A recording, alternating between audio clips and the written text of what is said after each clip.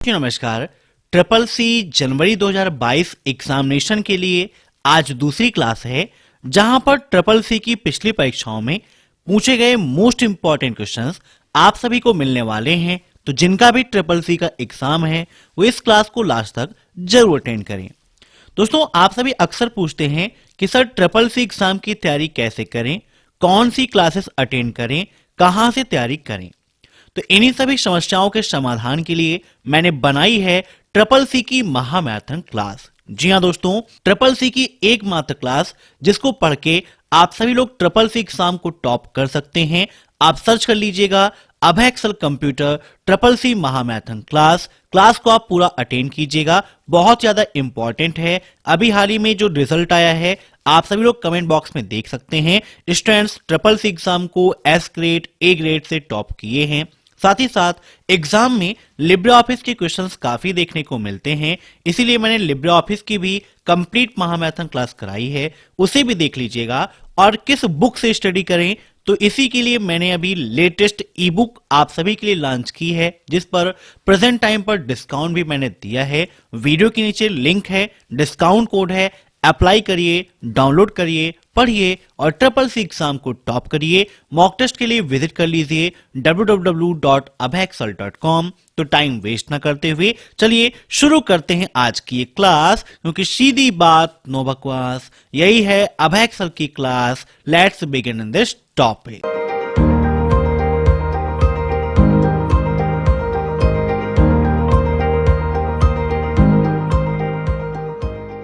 तो कल की सीरीज को आगे बढ़ाते हैं और आज का पहला प्रश्न है, बिग डेटा शब्द किस में गढ़ा गया था। मीन्स सबसे पहले बिग डेटा शब्द का उपयोग किस सन में किया गया, 1987, 1980, 2000 या 1970। बताइए क्या होगा इसका राइट आंसर। बिग डेटा शब्द, बिग डेटा एनालिटिक्स आप सभी के लिए काफी इंपॉर्टेंट है। एग्जाम में पूछा भी जाता है कि बिग डेटा एनालिटिक्स क्या होता है, या उससे संबंधित कोई क्वेश्चंस ऐसे पूछ लिया जाता है। तो बड़ी मात्रा पर किसी भी डाटा को स्टोर करना या उस डाटा को रखरखाव में रखना, मीन्स उसको मैनेज करना, व्यवस्थित करना, यह बिग डेटा एनालिटिक्स का ही कार्य होता है। और यह 1987 में सबसे पहले गढ़ा गया था, उपयोग किया गया था। Option first is right. काफी इंपॉर्टेंट क्वेश्चन है, याद रखिएगा। अब नेक्स्ट, एक सीडी एक प्रकार का सेकेंडरी स्टोरेज है। सीडी का फुल फॉर्म भी ट्रिपल सी एग्जाम में काफी पूछा जाता है। क्या होता है सीडी का फुल फॉर्म, आप सभी लोग फटाफट बताइए। तो सीडी का फुल फॉर्म होता है कॉम्पैक्ट डिस्क। ये क्या होती है, एक छोटी सी स्मॉल प्लास्टिक की डिस्क होती है, जिसमें हम अधिकतर देखते हैं कि साउंड है, म्यूजिक है, या कोई भी चीज हम रिकॉर्डेड है वो यहाँ पर स्टोर करने का काम करते हैं। तो बिल्कुल सही बात है, यह एक प्रकार की सेकेंडरी स्टोरेज है। Option first is right. इसी क्रम में नाम आता है डीवीडी का। डीवीडी और सीडी एक ही जैसे आपको दिखते हैं। डीवीडी का फुल फॉर्म क्या होता है, तो डिजिटल वर्सटाइल डिस्क होता है। इसके अलावा ब्लूरे डिस्क भी आपको देखने को मिलती है। अब next,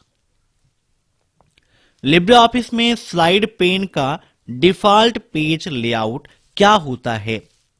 what is the default page layout of slide pain in Libre office, portrait, landscape, vertical या हॉरिजेंटल।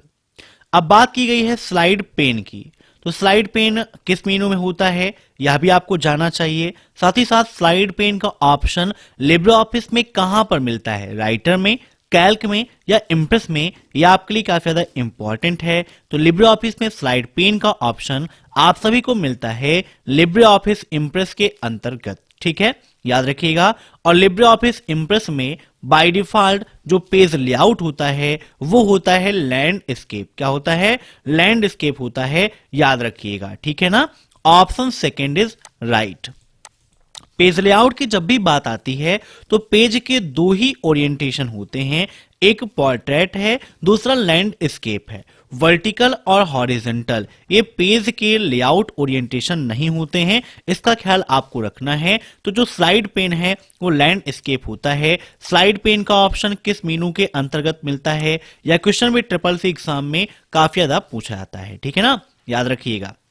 स्लाइड पेन होता क्या है? जो भी स्लाइड्स आप बनाते हैं तो साइड में आपको दिखाई देता है सभी स्लाइडों का एक सीक्वेंस होता है कि किस स्लाइड में आपने क्या वर्क किया है, और व्यू मेनू पर जाके आप स्लाइड पेन को शो भी कर सकते हैं और हाइड भी कर सकते हैं, ठीक है ना। एक क्वेश्चन ये पूछाता है कि क्या लिब्रे ऑफिस इंप्रेस में स्लाइड पेन को शो और हाइड कर सकते हैं? तो जी हां, बिल्कुल सही है, आप कर सकते हैं, कोई भी दिक्कत नहीं है, ठीक है ना।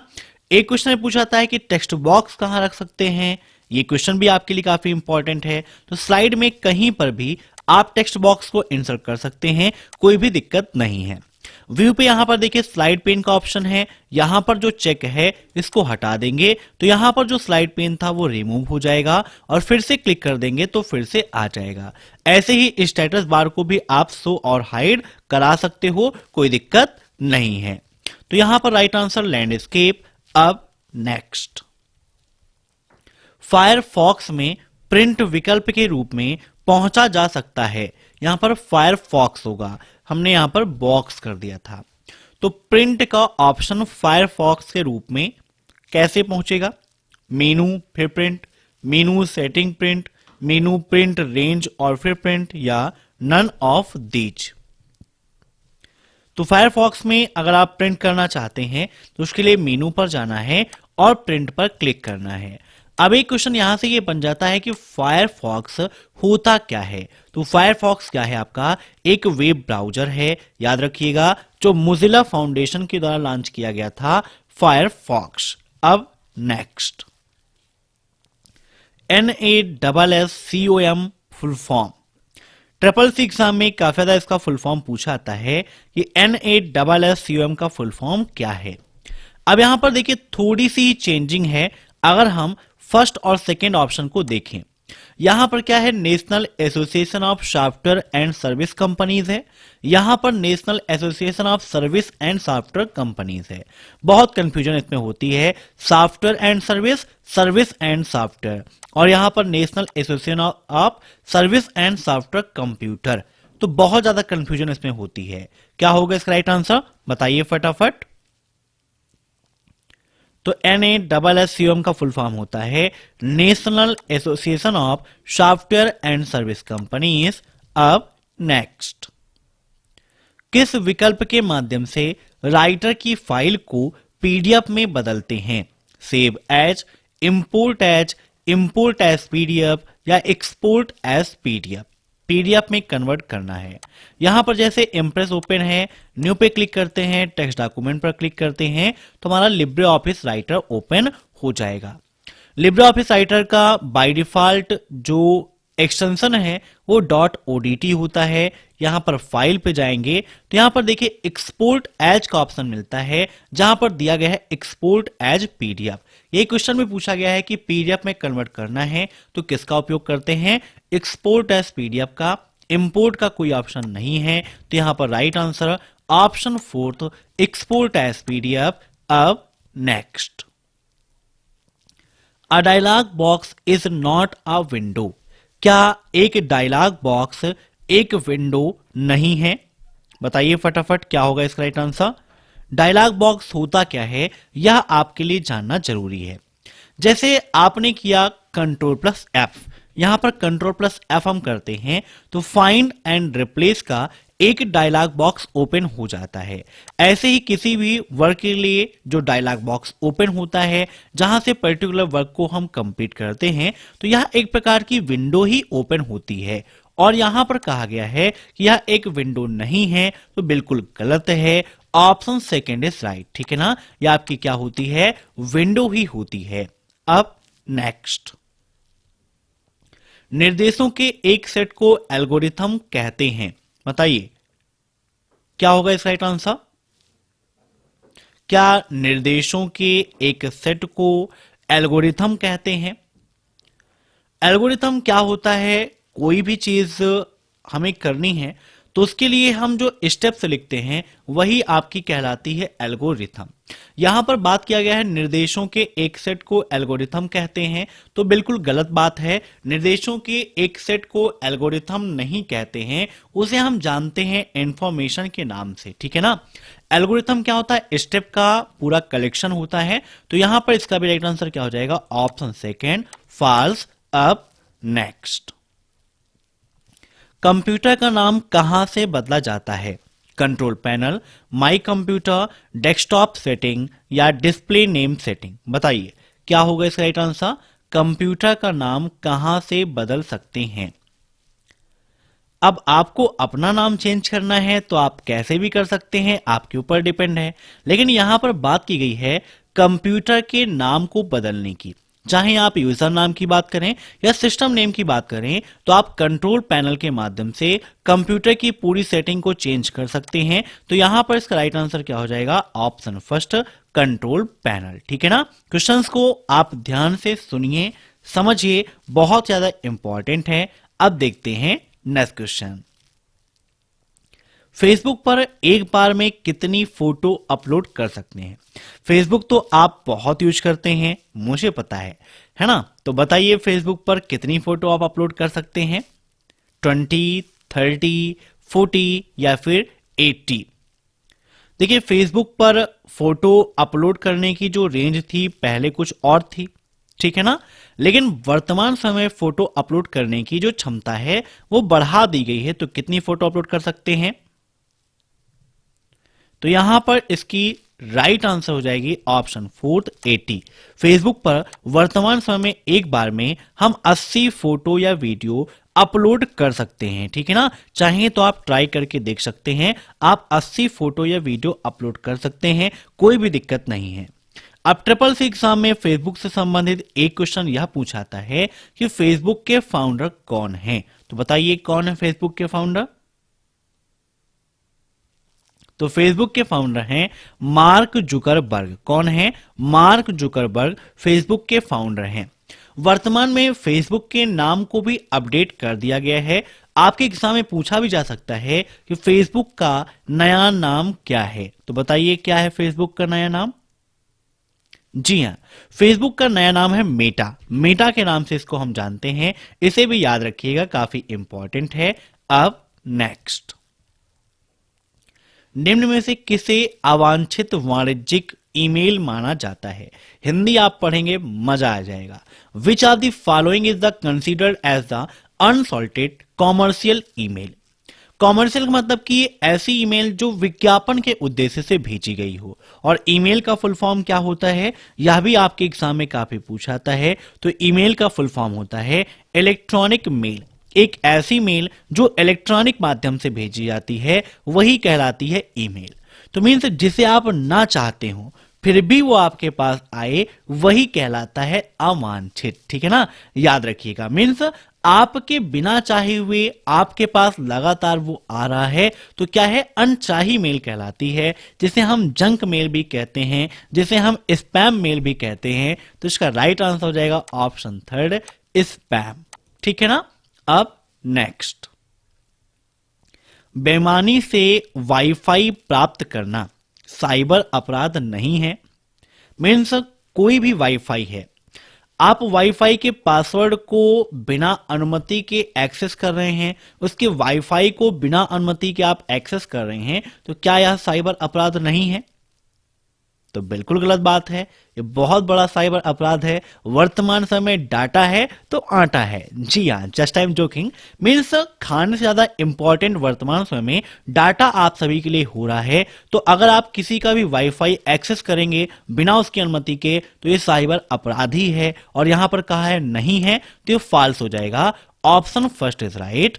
अब नेक्स्ट, प्रथम मान्यता प्राप्त आईओटी डिवाइस का नाम क्या था? Smart watch, ATM, radio, the Coca Cola vending machine? बताइए फटाफट क्या होगा इसका राइट आंसर? प्रथम मान्यता प्राप्त आईओटी डिवाइस का नाम क्या था? आईओटी का फुल फॉर्म क्या होता है? फटाफट कमेंट करके बताइए। आईओटी, आईओटी का फुल फॉर्म होता है इंटरनेट ऑफ थिंग्स। क्या होता है? Internet of things. ठीक है ना? और पहली मान्यता प्राप्त आईओटी डिवाइस थी the Coca Cola vending machine. क्या थी? The Coca Cola vending machine. यह पहली आईओटी डिवाइस थी जिसको सबसे पहले सर्टिफाइड किया गया था, मान्यता मिली थी। अब नेक्स्ट। निम्न में से कौन ईमेल का माध्यम नहीं है? इंट्रानेट, इंटरनेट, एक्स्ट्रानेट या पेपर? बताइए। ईमेल का माध्यम नहीं है, सिंपल सा क्वेश्चन है। ईमेल इलेक्ट्रॉनिक मेल है आपकी। फटाफट आंसर दीजिए, क्या हो जाएगा इसका राइट आंसर? तो यहां पर इसका राइट आंसर हो जाएगा ऑप्शन डी, पेपर। पेपर का कोई भी काम ईमेल में नहीं है क्योंकि इलेक्ट्रॉनिक होती है। सिंपल सा क्वेश्चन था। अब नेक्स्ट। यूआरएल के कितने भाग होते हैं? बताइए। यूआरएल के कितने भाग होते हैं? 2, 3, 4 या 5? यूआरएल का फुल फॉर्म क्या होता है? तो यूआरएल का फुल फॉर्म होता है यूनिफॉर्म रिसोर्स लोकेटर। क्या होता है? Uniform resource locator. और यूआरएल के 5 भाग होते हैं। कितने भाग होते हैं? 5 भाग। कौन कौन से होते हैं यह भी आप जान लीजिए, आपके लिए काफी इंपॉर्टेंट है, ठीक है ना। The URL consist of 5 part. पहला पार्ट क्या है? The scheme. दूसरा है सब डोमेन। तीसरा है टॉप लेवल डोमेन। फिर सेकेंड लेवल डोमेन एंड सब डायरेक्टरी। ये टोटल 5 पार्ट होते हैं आपके यूआरएल के अंतर्गत, ठीक है ना। और मुख्य में देखें तो क्या हो जाता है? आपका प्रोटोकॉल, फिर आपका पैथ और फिर डोमेन। मीन्स मुख्यतः 3 भाग आपको मिल जाते हैं, ठीक है ना। कौन कौन सा?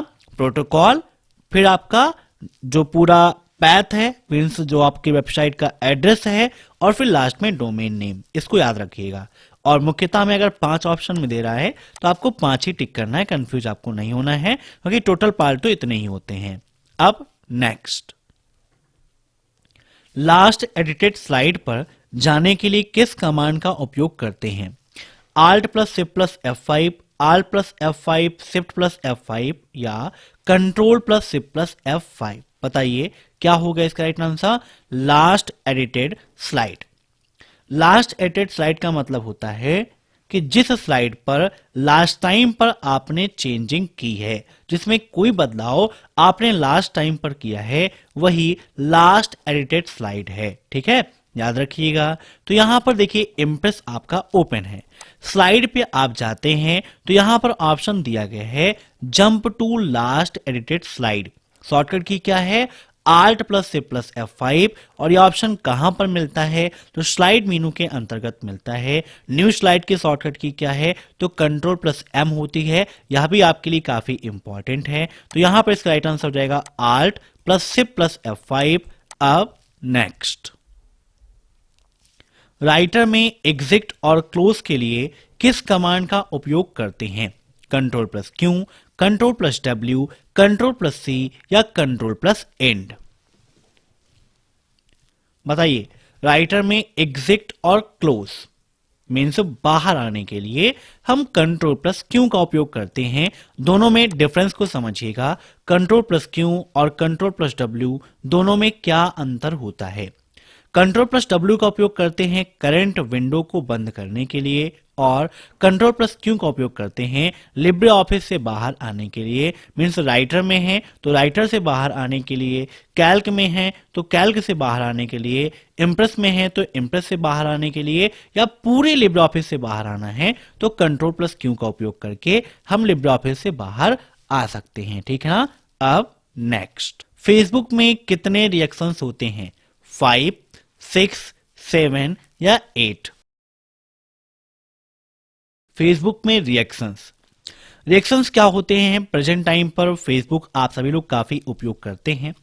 फेसबुक पर आप सभी देखते हैं तो वहां पर आपको मिल जाता है रिएक्शंस। जैसे आप लाइक करते हैं, है ना, लाइक, फिर लव, फिर क्या है वहां पर आपको मिल जाता है वाउ का ऑप्शन मिल जाता है, केयर का ऑप्शन मिल जाता है, हाहा का ऑप्शन मिल जाता है, ऐसे ही एंग्री का ऑप्शन मिल जाता है, सैड का भी ऑप्शन मिल जाता है। सबसे लास्ट में क्या मिलता है? गुस्सा, एंग्री, है ना। तो फेसबुक में टोटल रिएक्शंस कितने हैं? तो 7 रिएक्शंस आपको देखने को मिलते हैं। Right answer option third 7।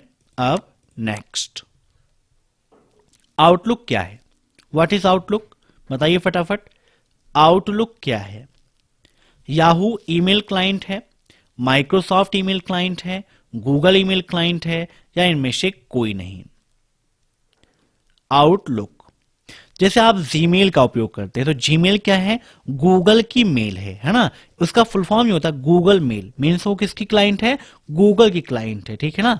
वैसे ही आउटलुक क्या है, आउटलुक आपकी माइक्रोसॉफ्ट की ईमेल क्लाइंट है। किसकी क्लाइंट है, माइक्रोसॉफ्ट की आपकी ईमेल क्लाइंट है।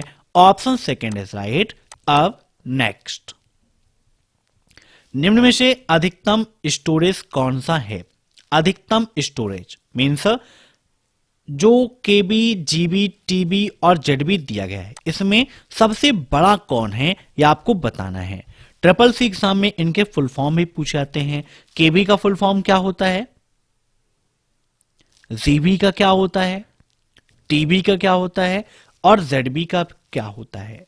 केबी का फुल फॉर्म नोट कर लीजिए, केबी का फुल फॉर्म होता है किलोबाइट। क्या होता है, किलोबाइट। जीबी का फुल फॉर्म गीगाबाइट, टीबी का फुल फॉर्म टेराबाइट और जेडबी का फुल फॉर्म जेटाबाइट। नोट करिए, बहुत ज्यादा इंपॉर्टेंट है, कई बार आपके एग्जाम में पूछाता है, इसमें कोई भी लापरवाही आपको नहीं करनी है, ठीक है ना।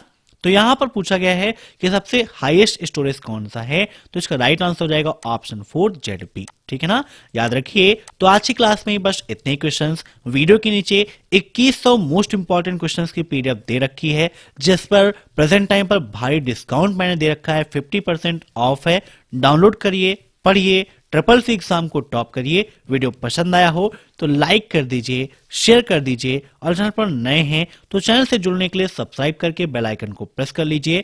Thanks for watching my video. फिर मिलते हैं नेक्स्ट क्लास में, तब तक के लिए बाय बाय।